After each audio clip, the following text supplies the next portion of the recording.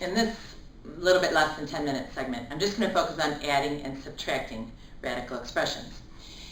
They have to be like terms in order to add and subtract them.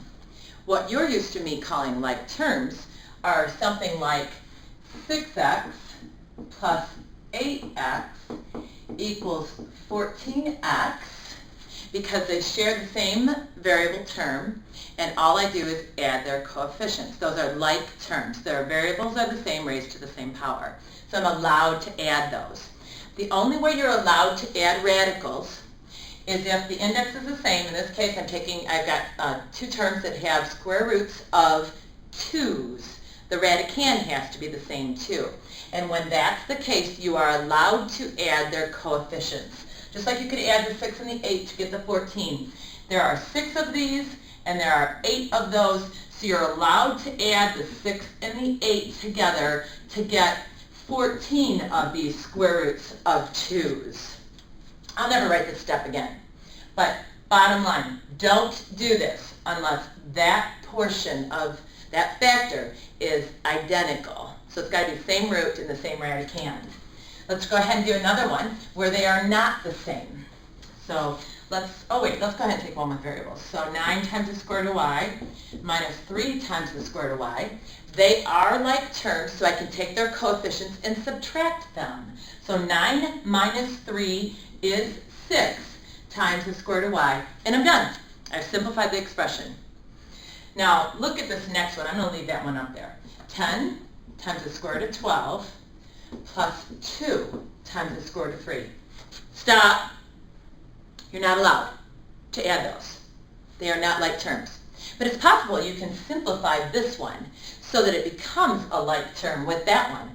So what I'm going to do then is I'm going to take that 12 underneath the radical and think of it as 2 times 2 times 3, or 4 times 3. And then I'm going to say, well, the square root of that is 2, or the square root of 4 is 2. And I bring that 2 out with this 10, so I have 10 times 2, and the square root of 3 is left underneath the radical. And that right there is now 20 times the square root of 3. And let's bring down that other term and look at it and say, oh, look, I can now add these together because they're like terms. They both have square roots of 3's as their factor. And so I'm going to go ahead and add their coefficients. So 20 plus 2 is 22 times the square root of 3. And I'm all done. So that's when you can. Let's look at another. Just get that simplifying process before you add. So the square root of 27 minus the square root of 12. And, you know, let's go with the faster approach and see if some of you might like it. I'm going to think of 27 as 9 times 3, because the square root of 9 is nice. It's 3. I'm going to think of the square root of 12 as 4 times 3, because that square root of 4 is 2. It's nice. So again, let's pull this out. That'll be called 3 times the square root of 3. This right here is a 2 times the square root of 3. And oh, now I'm allowed to subtract their coefficients. So 3 minus 2 is 1 times the square root of 3. It is not necessary to write that 1. I do not believe the computer should mark you down for that. I think it should know that that's one of the possible options for an answer. But if you're working through this, you know, make sure you play with that a couple times before you take your test. Let's look at one that's got some variables. So let's look at, and this gets pretty challenging.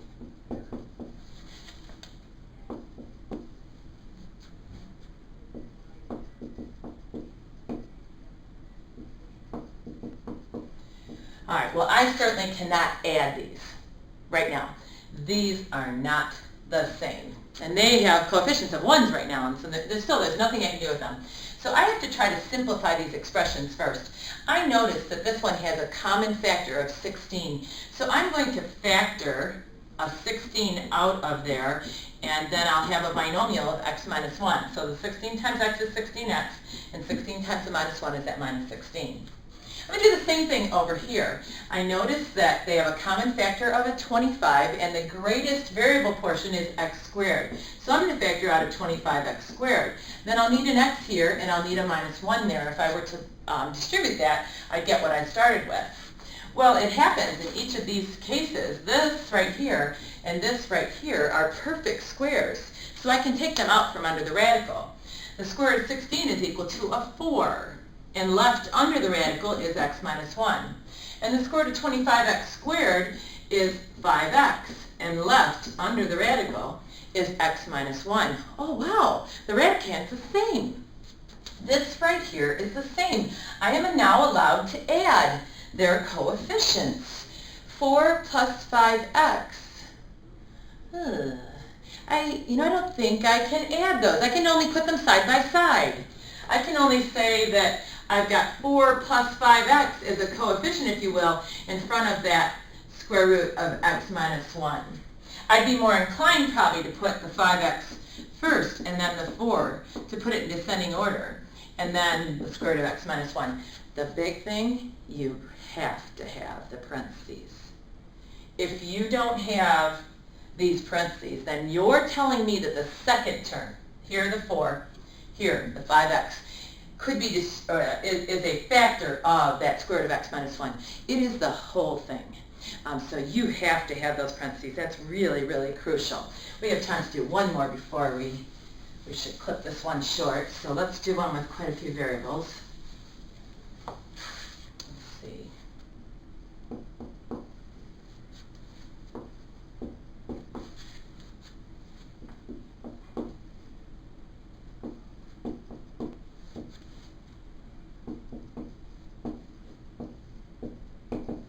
Okay, some of these actually are like terms. This one and this one are like terms. But I think I should really simplify them first. And I'm going to take a little bit of shortcuts to make that happen. I'm just going to write what's under the radical. So this y cubed, I'm going to think of it as y squared times y to the first times x. So that right there. And therefore the square root of y squared is y. So I'm going to bring that out in front with this 3x that's out there. So I'll have 3x times y, and then under the radical I'll have this yx. Let's do the same thing with this one. So I'm going to think of that x cubed as x squared times x to the first, because they add to be that 3. But this x squared, I can take the square root of it and get x.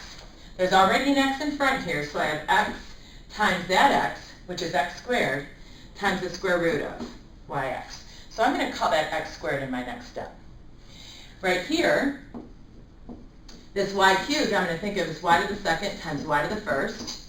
And that right there can come out from underneath the radical as y. So I have this y times that y, which is y squared. And underneath the radicand is yx. So finally I have 3xy minus this x squared plus this y squared, because every one of these are now like terms.